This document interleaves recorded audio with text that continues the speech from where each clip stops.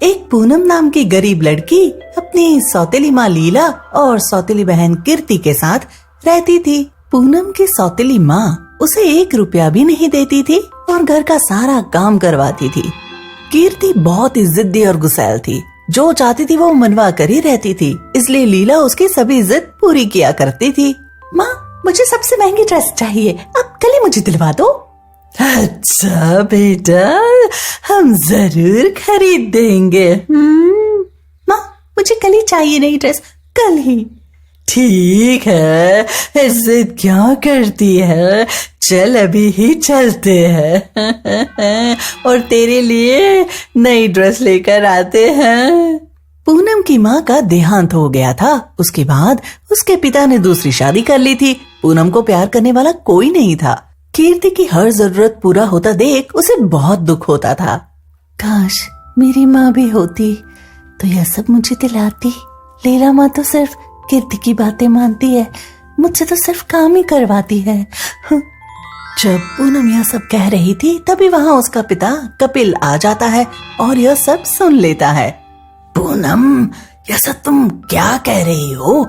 मैं हूँ ना, बताओ क्या समस्या है? पूनम पिताजी को सारी सच्चाई बताने की सोचती है, मगर लीला की डर की वजह से वह कपिल को कुछ भी नहीं बता पाती है। अच्छा चलो, कोई बात नहीं, मेरे साथ बाहर चलो, बाजार, मैं तुम्हें तुम्हारे पसंद की चीजें दिलवाता हूँ। पूनम खुश हो जाती है और पिताजी के साथ बाहर जाती है। बाजार आकर नई नई ड्रेस अपने पिताजी से खरीदवाती है और तभी अचानक उसकी नजर एक बहुत ही खूबसूरत सैंडल पर पड़ती है। पिताजी, वह सैंडल तो बहुत खूबसूरत लगती है। तुम्हें लेना है? आओ चलो, मैं अभी दिलवाता हूँ। कपिल पूनम के लिए वह सैंडल भी खरीद देता है। पूनम आज बहुत खुश थी। जब वह घर आई तो देखती है उसकी सौतेली माँ और बहन पहले से ही वहाँ मौजूद है। डरती हुई पूनम अपने कमरे में जाने लगती है। कपिल को देख लीला और कीर्ति कुछ नहीं बोलते हैं। अरे लीला, पूनम को कुछ कपड़े की जरूरत थी, अब मैंने उसे नए कपड़े दिलवा दिए हैं। अगर वह कुछ और भी मांगे तो उसे दिलवा देना। जी जी जी बिल्कुल, अब चिंता न करे, वैसे भी मैं खुद ही उसके लिए नई ड्रेस खरीदने वाली थी। चलो अच्छा है, अब मैं चलता हूँ, रात तक वापस आऊंगा। कपिल वहां से चला जाता है। कपिल के जाते ही, ऐ लड़की, बाहर आ, तेरी इतनी मजाल कि तू मेरे पति के पैसे खर्च करवाती है। बाहर आ, सारे सामान लेकर आ, जो भी तूने आज खरीदा है वो। पूनम डरती हुई सारे सामान लेकर बाहर आती है। तभी लीला उसके हाथ से सारा सामान छीन लेती है। कीर्ति वह सैंडल देखकर कहती है, माँ ये देखो, इसने कितनी खूबसूरत सैंडल ली है, ये मुझे चाहिए। अरे बेटा, तुम मांग क्यों रही, उठा ले इसे। सिर्फ इसे ही नहीं, आज इस लड़की ने जो भी सामान खरीदा है सब ले ले। कीर्ति खुशी खुशी वह सब उठाकर अपने पास रख लेती है। आज के बाद अगर तूने ऐसा किया तो तू देख लेना, वैसे इस गलती की सजा तो तुझे मिलकर रहेगी। हाँ। लीला पूनम की बहुत पिटाई करती है और उस दिन उसका खाना भी बंद कर देती है। पूनम बहुत रोती है, रोती रोती सो जाती है। अगली सुबह दोनों बहनें स्कूल जाने के लिए निकलती है। तभी पूनम को डराने के लिए कीर्ति और उसके दोस्त एक कुत्ता उसके पीछे छोड़ देते हैं। पूनम बहुत डर जाती है और दौड़ने लगती है। बचाओ बचाओ, कोई मुझे बचाओ। कीर्ति और उसके दोस्त बहुत हंसते हैं। पूनम दौड़ती दौड़ती एक पेड़ के पास पहुंचती है और उस पेड़ के आगे एक गड्ढे में गिर जाती है। वहाँ बिल्कुल अंधेरा ही अंधेरा दिख रहा था। हेलो, कोई है क्या?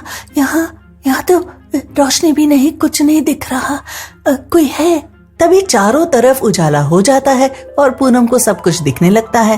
वहीं पास में उसे एक बहुत ही बड़ा घड़ा दिखता है। यहाँ से निकलने को कोई रास्ता नहीं, कहीं इस घड़े में से कुछ ऐसा मिले जिससे मैं यहाँ से निकल सकूं। हाँ, यही सोचकर पूनम एक पत्थर उठाकर उस घड़े को फोड़ देती है। घड़े को फोड़ते ही उसमें से एक बुढ़िया निकलती है, जिसे देख पूनम डर जाती है। वह बुढ़िया एक पानी मंगवाती है और उसे पीते ही कुछ ही क्षण में वह एक बहुत ही खूबसूरत परी में बदल जाती है। तुम्हारा बहुत बहुत धन्यवाद। आज तुम्हारी वजह से मैं इस घड़े से निकल पाई। इस घड़े ने मेरी छड़ी चुरा ली थी। कई सालों पहले जब मैं इस घड़े के अंदर अपनी छड़ी लेने आई तो इसने मुझे कैद कर लिया। आज इस घड़े को तोड़कर तुमने मुझे आजाद कर दिया। वैसे ये बताओ, तुम यहाँ कैसे आई? इस पर पूनम ने परी को सारी बातें बता दी। मैं तुम्हें सोने और चांदी की 2 सैंडल देती हूँ। जब भी तुम कोई मुसीबत में आओगी तो ये तुम्हें बचाएगी। मगर कैसे? सोने की सैंडल पहनकर तुम जो भी मांगोगी वह तुम्हें मिलेगा, और अगर कोई भी तुम्हारे साथ बुरा करने आएगा तो चांदी की सैंडल उसकी बहुत पिटाई करेगी। परी पूनम को वापस उसके घर में छोड़ देती है। सोने की सैंडल पहनकर पूनम अपनी मनपसंद की बहुत चीजें मंगवाती है। जब उन सब चीजों पर लीला और कीर्ति की नजर पड़ती है तब वह सच जानना चाहती है। पूनम उन्हें सच नहीं बताती है। यह सुन लीला अपनी चप्पल से पूनम को मारने आती है। तभी चांदी की सैंडल बाहर आकर लीला और कीर्ति की बहुत पिटाई करती है। छोड़ दो, छोड़ दो, अब हम कुछ भी नहीं करेंगे, माफ करो। डर के मारे लीला और कीर्ति अब पूनम को भी परेशान नहीं करती थी। अब पूनम खुशी खुशी रहने लगी। माधोपुर नामक गांव में मीरा नाम की एक लड़की अपनी सौतेली बहन रीता और सौतेली माँ शोभा के साथ रहती थी। मीरा को पढ़ने लिखने का बहुत शौक था और रीता को इन सब चीजों में रुचि नहीं थी। वह अपनी खूबसूरती पर ध्यान देती थी। क्या मीरा हर वक्त किताब लेकर बैठी रहती है? क्या रखा है इन सब चीजों में? अपनी खूबसूरती पर ध्यान दे। नहीं रीता, तुम ही करो ये सब, मुझे रुचि नहीं है।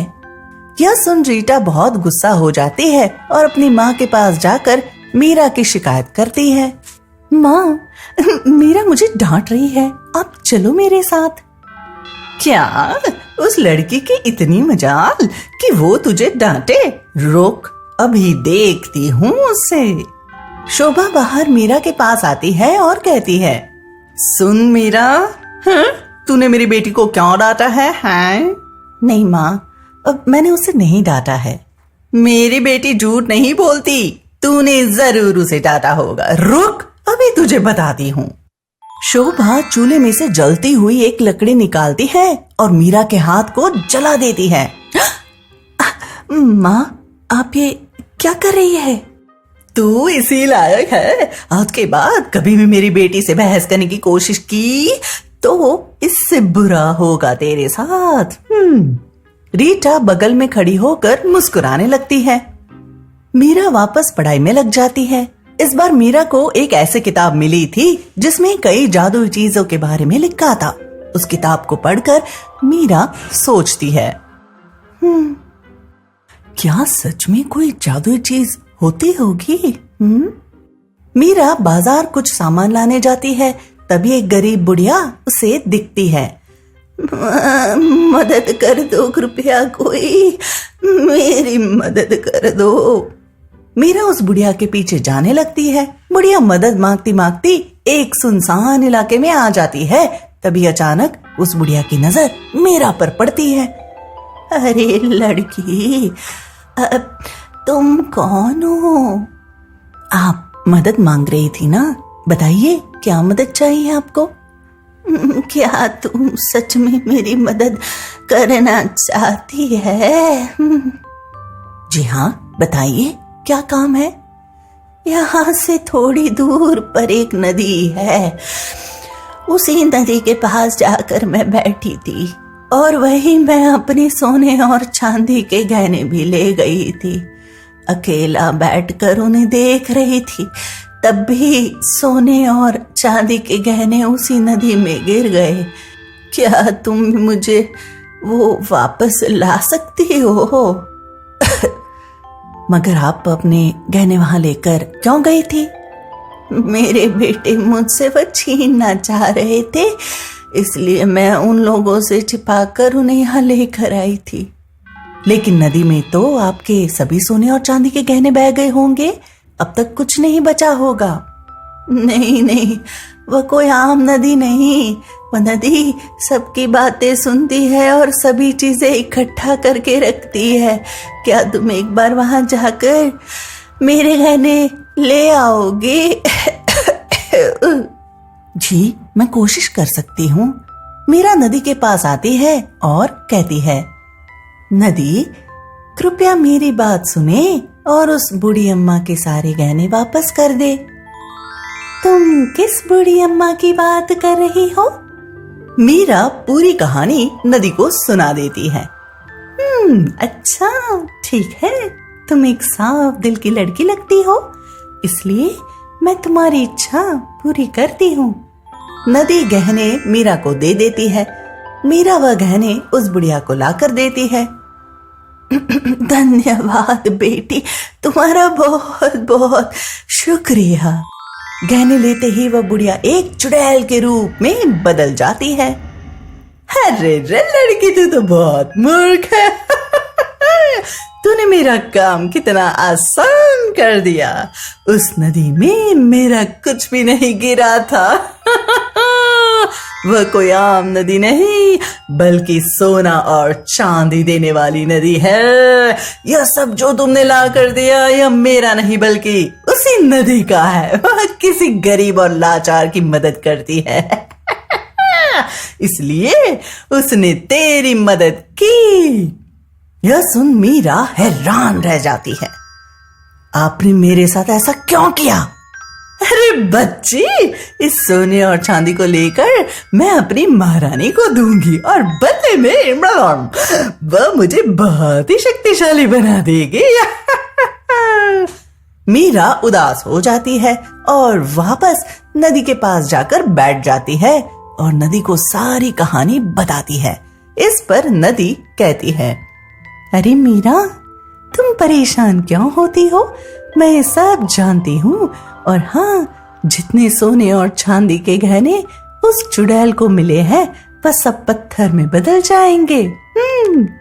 चुड़ैल अपनी महारानी के पास वह गहने लेकर आती है। महारानी, ये देखिए मैं क्या लेकर आई हूँ, सोने और चांदी के गहने।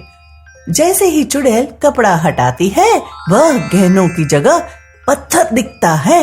इससे महारानी गुस्सा होकर चुड़ैल को बंदी बना देती है। क्या सच में? मतलब उस चुड़ैल को कुछ भी नहीं मिलेगा? हाँ, उसे कुछ भी नहीं मिलेगा। तुम ये बताओ, तुम उदास क्यों रहती हो? इस पर मीरा अपनी सौतेली बहन और सौतेली माँ की सच्चाई बता देती है। तुम तो बहुत अच्छी हो मीरा, तुम लोगों की मदद भी करती हो। इसी वजह से तुमसे खुश होकर मैं तुम्हें ढेर सारे सोने और चांदी के गहने देती हूँ। ले जाओ इन्हें और अपनी जिंदगी में खुशी से रहो। नदी मीरा को मटके भरकर सोने और चांदी देती है, जिन्हें लेकर मीरा अपना नया घर बनाती है, नई गाड़ियां लाती है और खुशी खुशी रहने लगती है।